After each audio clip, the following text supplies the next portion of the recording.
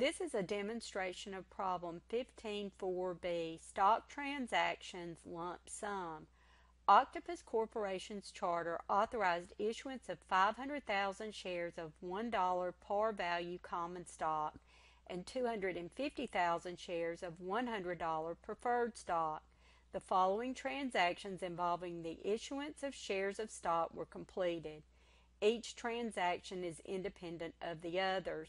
So we're going to go through each of the transactions and make the journal entries to record them. The first transaction states that we issued a $100,000 8% bond payable at par and gave as a bonus 10 shares of preferred stock, which at that time was selling for $102 a share. So if we sold the bonds at par, but we had to give 10 shares of preferred stock as a bonus, then the value of the preferred shares would be considered a discount. So 10 shares of preferred at $102 per share would be equal to $1,020, which would be considered to be a discount on the bonds payable. So let's record the entry. We received par, which is $100,000. The discount would be the value of the preferred shares. We would credit bonds payable for the $100,000 face amount, and then we would need to record the preferred shares. The par value of the preferred is $100, so 10 times $100 is $1,000, and then the excess $20 would be paid in capital in excess of par preferred. The second scenario states that we issued 7,500 shares of common stock for land. The land had been appraised at $91,100. The seller's book value was $54,600. The most recent price of the common stock is $12 a share. So we have to decide which of these values we will use.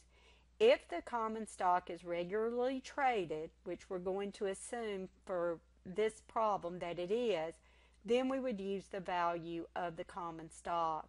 If the common stock were not regularly traded, then we would use the appraised value of the land. So if we issued 7,500 shares of common stock that was trading at $12 a share, then we would value the land at $90,000. So we would record or debit the land for $90,000. We would credit common stock for the par value, which was $1 for 7,500 shares, or $7,500, and then the difference would be credited to paid in capital in excess of par, which is $82,500. The third scenario states that we issued 5,000 shares of common and 50 shares of preferred for a lump sum amounting to $68,800. The common had been selling at $13 and the preferred at $110. So in this situation, it's a lump sum sale, and we have the market prices for both the common and the preferred, so we will use the proportional method.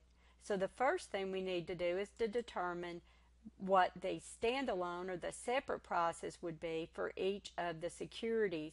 We issued 5,000 shares of common that was selling at $13 a share, so that part was worth $65,000 by itself. We issued 50 shares of preferred that was selling at $110 a share, so the preferred was worth $5,500 by itself. So the total for both of the shares, if we added them together, was $70,500. However, they were sold for a lump sum of $68,800. So to determine the value that we will assign to each of the shares of stock, we will take each shares of stock standalone price, $65,000, divide it by the total for both of them together, and then multiply it by the lump sum. So the common shares, we would allot $63,433. We would do the same thing for the preferred, $5,500 divided by the total $70,500, multiplied by the lump sum, $68,800, gives us $5,367. And when we add those together, it equals the total. Then we would need to divide the amounts between the par value and the paid-in capital for each one of the shares of stock. So 5,000 shares of common at $1 a share would be 5,000 par, and 50 shares of preferred at $100 a share would be 5,000 par for the preferred, and the difference would be recorded as paid-in capital. So to record the entry, we would debit cash for $68,800. We would credit common stock for the par value.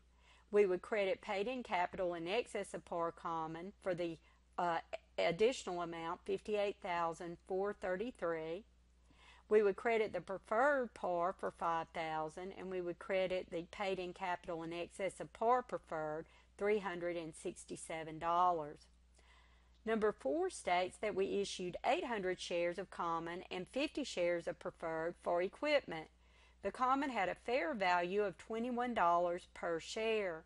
The equipment had a fair value of $21,900. So we have the fair value of the common this time, but we don't have a fair value or market value for the shares of the preferred. So we're going to have to use the incremental method. So under the incremental method, we take the market value for the shares that we do know, which in this case would be the common, at $21 a share, and then we take the difference and we allocate that, the remaining amount, to the preferred.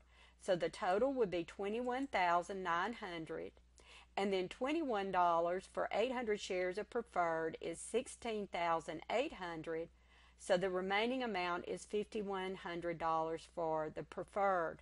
Then we need to divide up the amounts into the par value and the paid-in capital.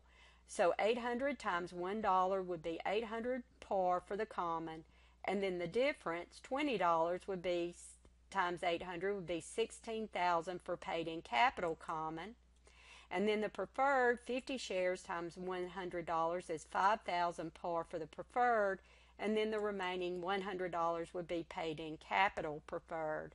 So we can record the entry. The equipment value would be $21,900. The common stock par would be $800, and paid-in capital would be $16,000. The preferred par would be $5,000, and the additional paid-in capital would be $100. And that is the conclusion of the demonstration for problem 15 4B.